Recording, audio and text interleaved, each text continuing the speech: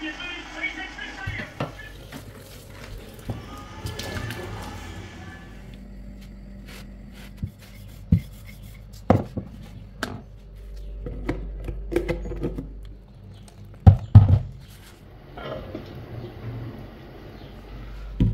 মেয়েরা সবসময় চেষ্টা করি কিভাবে সংসারের প্রত্যেকটা মানুষের মন রাখা যায়, তাই না? কিন্তু আসলে কি আমাদের মন রাখার কথা কেউ ভাবে? আসসালামু আলাইকুম, কেমন আছেন আপনারা সবাই? আশা করছি আপনারা সবাই খুব ভালো আছেন। আলহামদুলিল্লাহ, আমরাও না বেশ আছি। প্রত্যেক দিনের মতো আজকের ব্লগটাও একদম সকাল থেকে আপনাদের সাথে শুরু করছি আর থাকবো একদম দিনের শেষ পর্যন্ত।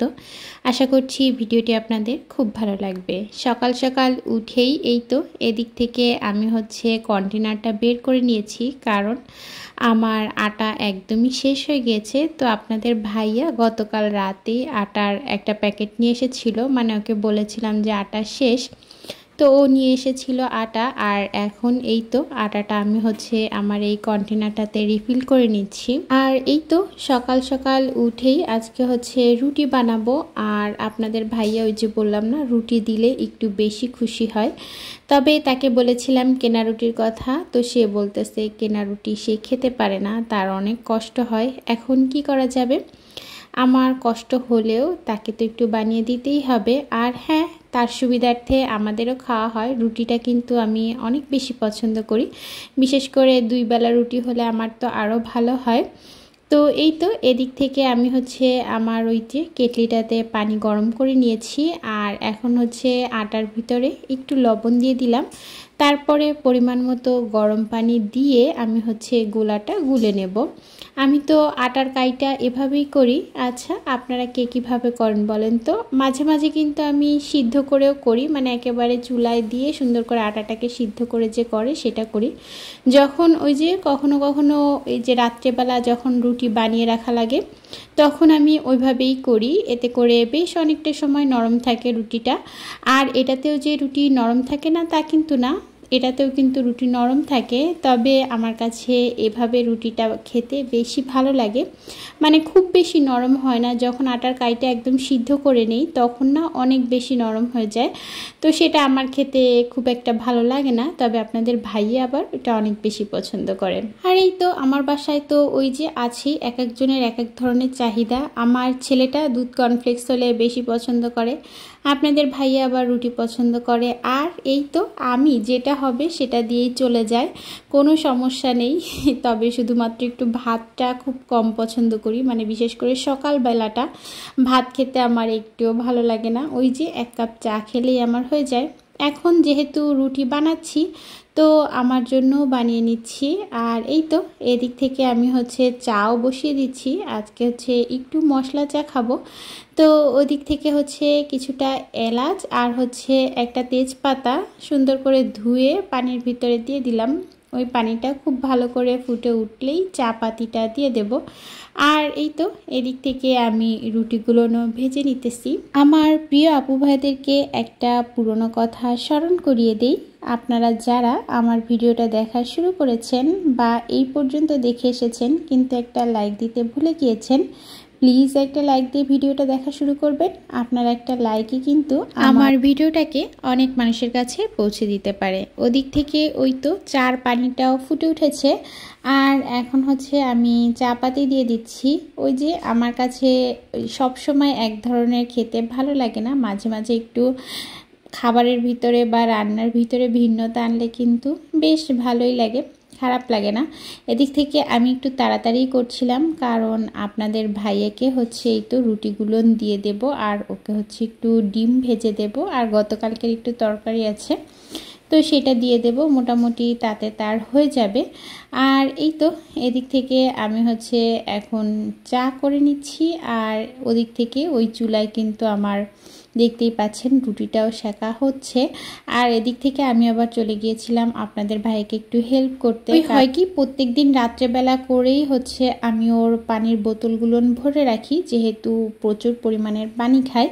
তো গতকাল রাত্রে আমি একদমই ভুলে গিয়েছিলাম, তো আমি আবার এদিক থেকে এই যে রুটিগুলো সেঁকতেছিলাম আর ওদিক থেকে ওকে পানি ভরে দিতে চলে গিয়েছিলাম। আর ওদিক থেকে আমার আয়াত বুড়িও কিন্তু উঠে গিয়েছে। সে তো ওই যে ব্রাশ করবে, তো ব্রাশ নিয়ে একবার বাথরুমে যাচ্ছে, একবার বাইরে বেরোচ্ছে, এরকমই করছে। তো আমি চিন্তা করলাম ওরকম করতে থাক, আমি তার ভিতরে আপনাদের ভাইয়ার নাস্তাগুলো রেডি করে দিয়ে দিই।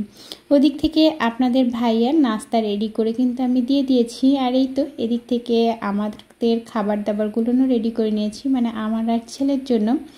এই তো এদিক থেকে ওই যে দেখেন, ওকে প্রথমেই সকালবেলা আমি দাঁত ব্রাশ করার জন্য ব্রাশটা দিয়েছিলাম, তো কিছুক্ষণ এই যে ঘষাঘষি করে আবার ব্রাশ নিয়ে বাইরে চলে গিয়েছিল। তো পরবর্তীতে আবার ওকে খুব সুন্দর করে আমি ব্রাশ করিয়ে দিয়েছি। প্রথম তো করতে চাইতো না, মাশাআল্লাহ এখন আমার মেয়েটা খুব সুন্দর করে ব্রাশ করতে পারে। আর তারপর মোটামুটি আমি আর ছেলে দুইজনেই নাস্তা করে নিয়েছি। আর আমার আয়াতকেও নাস্তা করানো হয়ে গেছে। সকালবেলা করে আয়াতকে ওই যে রুটি আর কলা দিয়ে দিয়েছিলাম, একটু রুটি আর কলা দিয়ে আর সাথে একটু দুধ দিয়ে খুব সুন্দর করে নরম করে মানে মেখে দিয়েছিলাম। তো সেটাই ও খেয়ে নিয়েছে। আর এবার দুপুরের রান্নার আয়োজন করব। আজকে দুপুরে এই তো পুঁই শাক কেটে নিয়েছি। গতদিন আপনাদের ভাইয়া এই যে পুঁই শাকগুলো নিয়ে এসেছিল, তবে ফ্রিজেই রাখা ছিল, রান্না করা হয়নি। আর সেজন্য চিন্তা করলাম যে আজকে পুঁই শাক দিয়ে আলু দিয়ে চিংড়ি মাছ দিয়ে রান্না করব। মাঝে আপনাদের ভাইয়া ওই যে আধা কেজির মতোই একটা চিংড়ি মাছের প্যাকেট নিয়ে এসেছিল, তো সেটাই আছে, সেটা আজকে সম্পূর্ণটাই রান্না করব এরকমটাই ভেবেছি আর কি। এই তো ওদিক থেকে শাকটাও ধুয়ে নিয়েছি। আর এখন দুই চুলায় বসিয়ে দেব রান্নাবান্না, যাতে খুব তাড়াতাড়ি রান্নাবান্নাগুলো কমপ্লিট হয়ে যায় আর আমার ছেলে মেয়েদেরকে আমি সময় দিতে পারি। এই তো এদিক থেকে দেখলাম যে তেল আমার শেষ হয়ে গিয়েছে, তো এখন দুই চুলায় দুইটা কড়াই বসিয়ে দিয়েছি। যখন তেল শেষ হয়ে গিয়েছে দেখলাম, তখন আমি আর ওই যে তেল বোতলে ঢেলে নেইনি, একবারে ওই যে বড় বোতলটা থেকে দিয়ে দিচ্ছি। আর এই তো এদিক থেকে রান্নার আগে সব কিছু আমি কুটে বেছে রেখে দিয়েছি, মানে পেঁয়াজ মরিচ সব কিছুই। এটা করলে কিন্তু বেশ সুবিধা হয়, তবে সব সময় কিন্তু আমি পেরে উঠি না। কখনো কখনো দেখা যায় একদিক থেকে একটা রান্না চড়িয়ে দিই, অন্য দিক থেকে অন্য তরকারিটা কাটাকাটি করতে থাকি আর কি। আসলে এই অনলাইন প্ল্যাটফর্মে এসে অনেক আপু ভাইয়াদের ভালোবাসাও পেয়েছি। আর অনেক আপু ভাইয়ারা বেশ উৎসাহ দিয়ে কমেন্ট করে, তখন বেশ ভালো লাগে, কাজের প্রতি একটা অন্যরকম উৎসাহ চলে আসে। এই তো এদিক থেকে দুই চুলায় তরকারি বসিয়ে দিচ্ছি। এদিক থেকে এই তো দুই চুলাতেই আর কি রান্না করলে কিন্তু একটু মুশকিল হয়ে যায়, ওই যে চুলার আঁচটা একটু কম রেখে করতে হয়, না হলে দেখা যায় একদিকে করতে গেলে অন্যদিকে পুড়ে যাওয়ার একটা পসিবিলিটি থাকে। আর এক চুলায় আমি পুঁই শাকের তরকারিটা বসাবো, আর ওদিক থেকে ওই ছোট ফ্রাই প্যানটার ভিতরে আমি চিংড়ি মাছ ভুনা করে নেব। আজকে কিন্তু একদম 3টা পদ রান্না করব, তো 3টা পদ রান্না করতে তো একটু সময় লাগবেই, তাই না?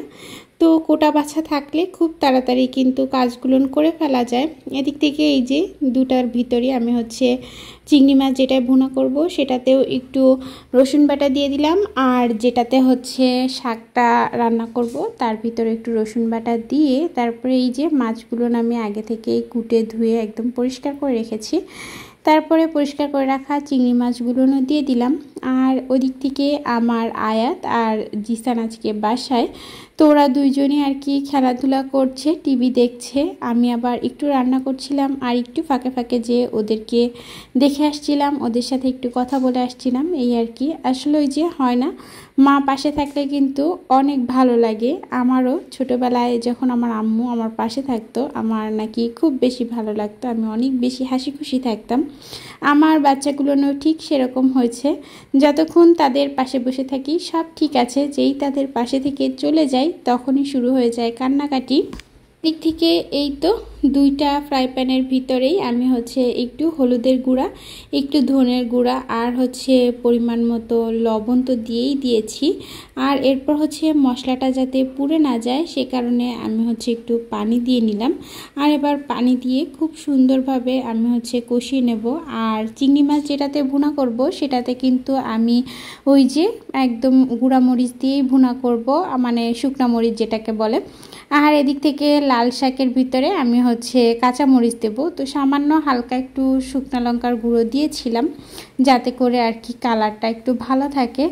আর এরপর মোটামুটি কষানো হয়ে গিয়েছে। তো কষানোর পর এরপরেই তো আমি যে কেটে বেছে পুঁই শাক আর আলুগুলো রেখেছিলাম সেগুলো নিয়ে মোটামুটি দিয়ে দিচ্ছি।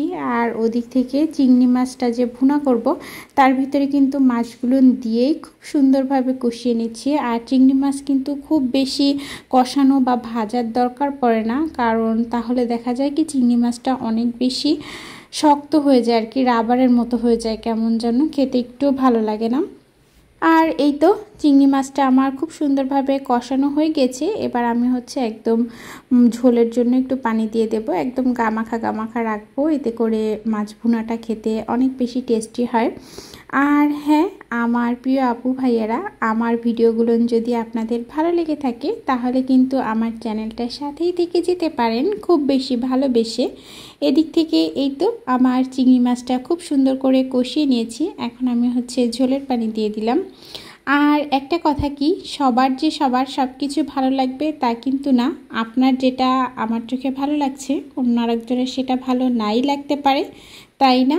আর তার থেকেও বড় কথা, আমার কাজগুলোর নিয়ম একরকম হবে, আপনার কাজগুলোর নিয়ম একরকম হবে, এটাই স্বাভাবিক। এক একটা পরিবারের চাহিদা অনুযায়ী কিন্তু কাজের ধরন সব কিছুই হয়। আর এই যে বললাম না, আমি হচ্ছে আজকে একটু ধুন্দুলও রান্না করব। তো ধুন্দুলগুলো এই যে দেখেন একটু আগেই কেটে রেখেছিলাম, তো এ কারণে এই যে একটু কালো কালো হয়ে গিয়েছে। আর আমার তো ধুন্দুল খেতে বেশ ভালো লাগে। আপনাদের কাদের কাদের ধুন্দুল খেতে ভালো লাগে বলেন তো? একটু মিষ্টি মিষ্টি তরকারি তো খুব ভালো লাগে খেতে। আর এটা আজকে এই তো আমি একদম 2-3টা চিংড়ি মাছ দিয়ে জাস্ট একদম মাখা মাখা করে নেব। যখন তেলটা একদম ছেড়ে যাবে তখন হচ্ছে এটা আর কি নামিয়ে নেব। এদিক থেকে আমি হচ্ছে একটু দুধ জাল দিয়ে রাখছি, কারণ আমার ছেলেটাও ওই যে দুধ খেতে পছন্দ করে। আর আমার মেয়েটাকেও একটু হালকা হালকা করে গরুর দুধ দেওয়ার চেষ্টা করছি, যাতে করে ও হচ্ছে গরুর দুধে অভ্যস্ত হয়ে যায়। ওকে তো আমি ওই যে ফর্মুলা মিল্কটাই দেই, তারপরে এই যে হালকা হালকা করে চেষ্টা করছি অল্প অল্প করে দিই আর কি। এই তো দুপুরের রান্নাবান্না রেডি হয়ে যাওয়ার পরে আপনাদের ভাইয়ে চলে এসেছে। তো সেও হচ্ছে ওই যে এক সাইড থেকে খেয়ে নিয়েছে। তো আপনাদেরকে দেখানোর কথা আমি একদমই ভুলে গিয়েছিলাম, তাই এই তো এখন দেখিয়ে দিচ্ছি। আর এই যে এই তরকারিটা এখনও হয়নি, এখন হলেই নামিয়ে নেব আর কি, একদম হয়ে গিয়েছে। আর এই তো আজকের ভিডিওটা এই পর্যন্তই। খুব বেশি বড় করে ফেলেছি ভিডিওটা, তাই না? আপনারা সবাই খুব খুব খুব ভালো থাকবেন, আমাদের জন্য দোয়া করবেন। আল্লাহ হাফেজ সবাইকে।